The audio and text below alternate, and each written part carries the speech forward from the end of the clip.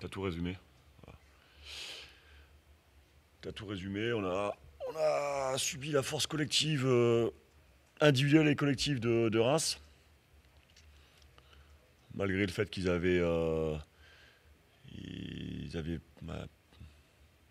pas mal fait évoluer l'équipe. On s'aperçoit que le seul chez nous qui a rivalisé offensivement, c'est Gaëtan Robaille. Ouais. Après, sur ce qu'ils sont, il n'y a aucune surprise. C'est-à-dire qu'il y a une équipe qui est tout sauf en vacances. Et nous, par séquence, on a l'impression d'être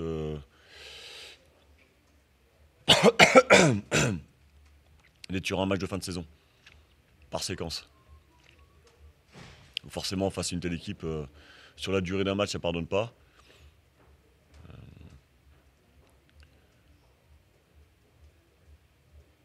On va me dire que c'était un match sans enjeu. Il y a toujours un enjeu. Il y a toujours un enjeu. Quand il y a des points distribués, quand il y a un classement à améliorer, un dernier match à effectuer devant son public. On était en capacité de faire mieux. On n'a pas pu ou voulu, ça je sais pas. Mais en tout cas, on a par moments été surclassé par Reims.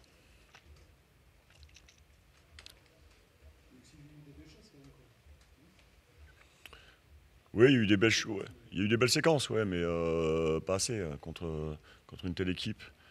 Et en Ligue 2 en général, il faut être en capacité de reproduire ça sur l'ensemble d'un match. Et puis de mettre un peu plus d'agressivité défensive. Le premier but, on concède trop facilement. Globalement, on a permis à Reims de s'installer dans le match petit à petit. On a eu des situations, effectivement, ouais, pour revenir à 2-2. Bon, après, une fois qu'il faut rentrer Diego, Sibacheux et puis Consort, bon, bah là, ils remettent une deuxième couche. Et déjà que c'est compliqué, donc ça le devient encore plus.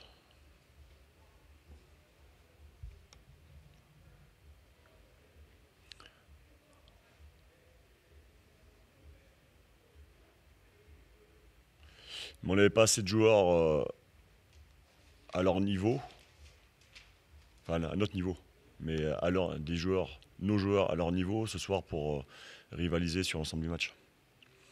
Malheureusement. Avant le coup d'envoi, il y avait le double de points entre Valenciennes et Reims. Hmm. Ça va être un petit peu dur, mais est-ce que finalement, c'est pas l'écart qui existe dans la valeur entre les deux équipes Certainement.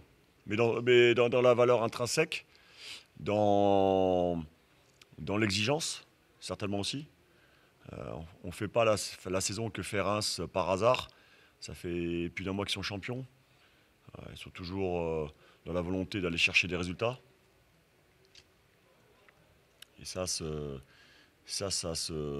met en place, ça se cultive au quotidien. C'est une équipe qui pourrait, depuis quelques temps, jouer les matchs, on va dire, tranquillement. C'est pas le cas parce qu'ils savent ce qu'ils veulent. Ils savent ce qu'ils veulent et ça sera le cas jusqu'au bout. Et c'est pour ça qu'ils en sont là, c'est pour ça qu'ils ont le double point. Et c'est pour ça qu'ils gagnent des matchs des fois à l'arraché. Et c'est pour ça qu'ils gagnent des fois des matchs sans être flamboyants. Le football de haut niveau, c'est ça.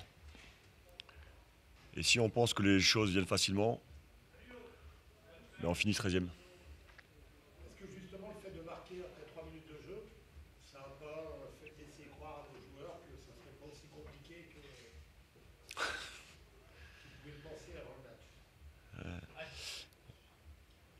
On avait fait en sorte de. Bon retour. Dans la communication, j'avais fait en sorte de prévenir que ne viendrait pas en tongue. Donc en marquant, forcément, on se met dans une bonne position. Voilà. Mais c'était le cas plusieurs fois cette année. En situation favorable dans un match, on s'est fait rejoindre. Voilà. Pour moi, le premier but, il est largement évitable dans le sens où c'est pas une situation où ils réussissent à nous décaler. C'est une situation où on doit ressortir les ballons, mettre plus d'agressivité défensive. Donc le premier but, il le marque trop facilement. Et puis après, petit à petit, on subit leur puissance, leur intensité dans les courses, dans les duels, leur qualité aussi, tout simplement. Chaque année, on a un petit peu l'impression que les équipes qui montent de Ligue 2 en Ligue 1, elles sont formatées à peu près de la même façon. Avec des joueurs athlétiques, avec une grosse puissance athlétique, avec des joueurs de ballon devant, avec une cohésion, un état d'esprit. Est-ce que ça vous donne des idées en voyant Reims sur les domaines, les secteurs sur lesquels il faut renforcer Valenciennes? Oui, mais ça ne me donne pas d'idée parce que j'ai participé à des montées de Ligue 2 en Ligue 1. Donc ce que tu viens de citer, évidemment il le faut. Il faut l'état d'esprit, un état d'esprit conquérant, une exigence de tous les instants. Euh, de la qualité aussi devant, parce que les matchs, vous les gagnez, et tu les gagnes avec des joueurs qui te font des différences. La capacité à gagner le match difficile, en tout cas pas le perdre. C'est ce qui fait qu'à un moment donné, tu es devant ou dans le ventre mou ou derrière, tout simplement. Mais j'ai pas attendu de voir Reims pour savoir quels ingrédients il faut pour à un moment donné jouer une montée. Nous actuellement on est très loin, il faut juste l'admettre. Et puis mon travail, depuis que je suis arrivé et sur l'avenir proche, c'est de s'inspirer de ce que fait Reims effectivement, et puis de petit à petit rattraper le retard qu'on a sur ce genre d'équipe, voilà, qui ont de l'ambition, mais qui le prouvent chaque jour et chaque week-end. Finalement, votre plus gros regret sur ce match, au-delà du score, c'est quoi? C'est que vos joueurs n'aient pas maintenu l'exigence jusqu'à la 37e journée? C'est qu'on n'ait pas su ou pas pu peut-être aussi euh, profiter des situations quand on les avait. Voilà. Rester solide plus longtemps en tout cas sur la durée de la première mi-temps. Euh, Garder une exigence dans nos transmissions, parce que c'est ça aussi. C'est-à-dire qu'en face, les passes, elles arrivent. Nous, c'est pas toujours le cas. Les centres arrivent. Les déplacements sont faits avec une intensité. La volonté de marquer des buts, la volonté d'aller couper au premier, de se projeter après avoir fait un décalage. Enfin, c'est tout ce qui fait que la différence entre Reims et nous aujourd'hui, quoi. Aujourd'hui et sur la saison, tout simplement.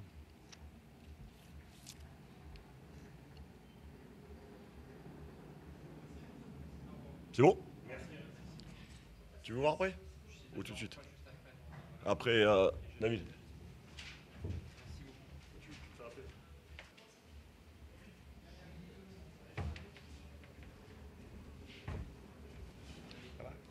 Bonsoir.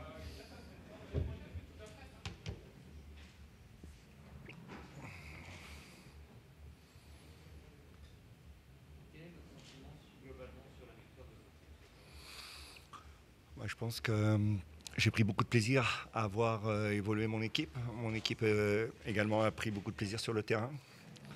Je pense qu'on a dominé notre sujet, même en prenant ce premier but sur une erreur d'inattention à la première minute. J'étais pas inquiet parce qu'on était déjà bien rentré dans le match. Et puis je trouvais que techniquement, on se trouvait bien. J'avais décidé pour ce match-là d'innover, parce que pour la première fois de la saison, on a joué en losange. Ça ne nous était jamais arrivé. J'ai voulu remettre la concentration au cœur du projet de jeu. C'est ce que j'avais dit à mes joueurs. Et puis je voulais voir un petit peu leur sens de l'adaptation. Et voilà, ils m'ont donné des bonnes réponses ce soir.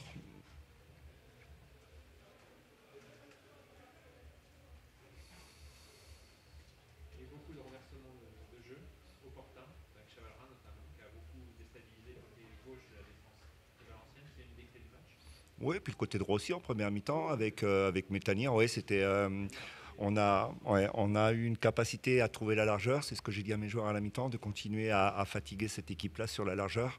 C'est vrai que dans les orientations de jeu, pour ressortir de la densité, on a été en capacité à trouver nos latéraux, voire sur le couloir gauche nos relayeurs. Donc on a mis un nombre incalculable de centres.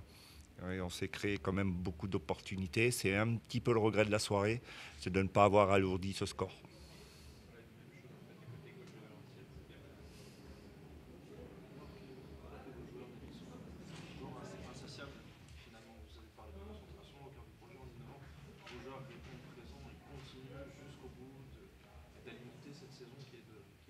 Oui, c'était ça, c'est que je voulais pas qu'on tombe dans une espèce de routine de fin de saison.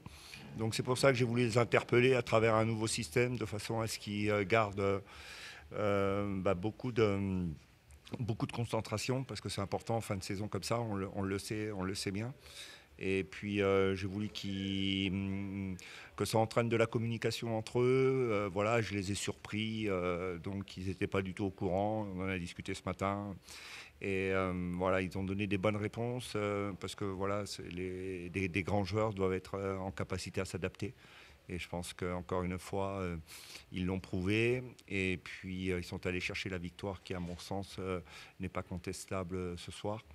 Et voilà, ils continuent à avancer. Ils continuent, bien sûr, à pulvériser le record de points. Donc, voilà, c'est vraiment dans leur ADN. Parler de concentration, de communication, pardon. On a vu aussi Danielson, la course qui était sur le banc, qui n'a pas beaucoup communiqué en première mi-temps avec Nolan et Mbemba, peut-être sur son positionnement, peut-être lui donner des conseils sur comment mieux se placer, mieux aborder finalement ce rôle de relayeur droit dans ce saison. Voilà, ça fait partie aussi des choses que vous devez apprécier. Oui, oui, oui, parce qu'on a beaucoup travaillé sur la responsabilisation et l'autonomie aussi au niveau des joueurs. Donc c'est important aussi que les joueurs sachent se prendre en main et puissent communiquer, dialoguer, échanger entre eux. Ce qui est très intéressant, c'est qu'il n'y a pas de susceptibilité. Tout le monde est capable d'entendre les choses. Et on le voit bien avec notre capitaine qui n'a pas débuté le match, qui était capable aussi de replacer et puis voire de donner quelques conseils, de bons conseils sur d'autres milieux de terrain, sachant qu'encore une fois, c'était la première fois qu'on jouait dans ce système.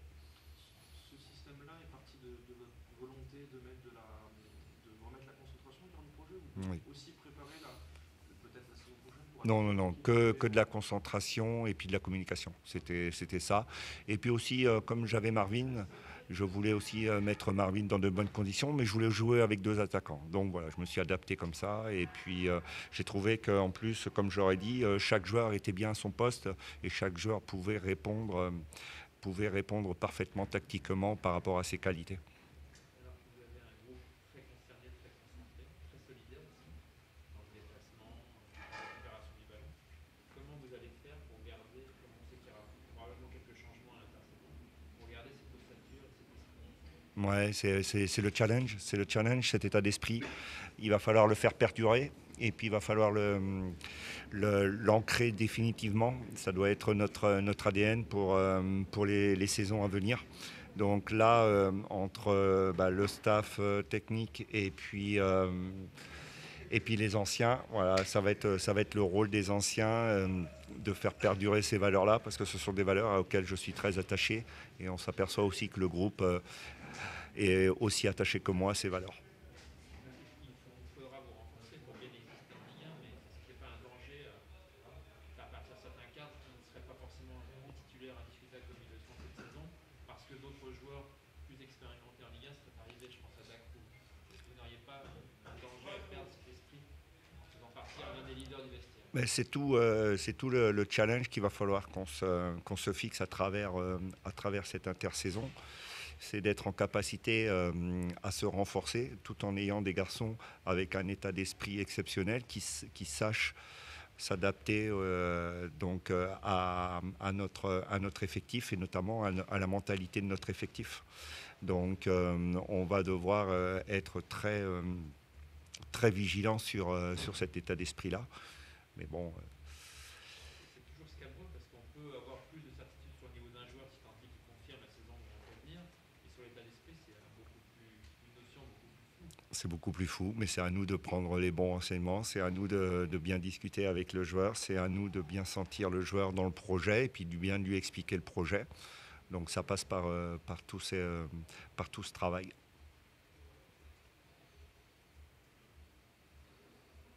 Est-ce que pour un entraîneur, on n'a pas tendance ou la volonté, ce qui se comprend, de faire venir des joueurs que l'on connaît, avec lesquels on a déjà travaillé, justement pour avoir cette garantie-là? Oui, ça rassure, inévitablement. Quand on connaît l'état d'esprit des garçons, on est rassuré. Mais bon, Younis, que j'ai fait venir cette année, et puis Xavier, que j'ai fait venir cette année, entre autres, puisque ils ont régulièrement joué dans le 11 de départ. Ce sont des garçons que je ne connaissais pas personnellement.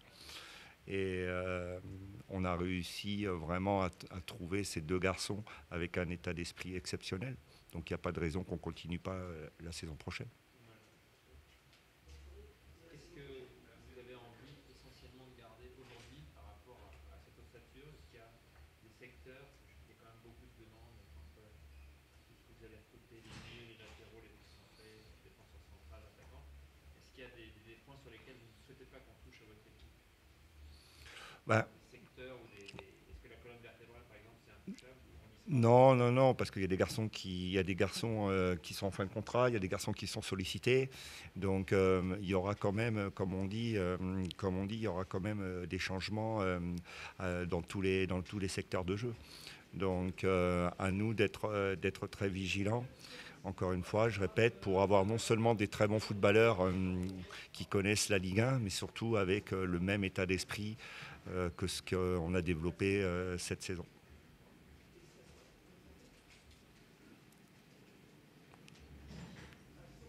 Merci.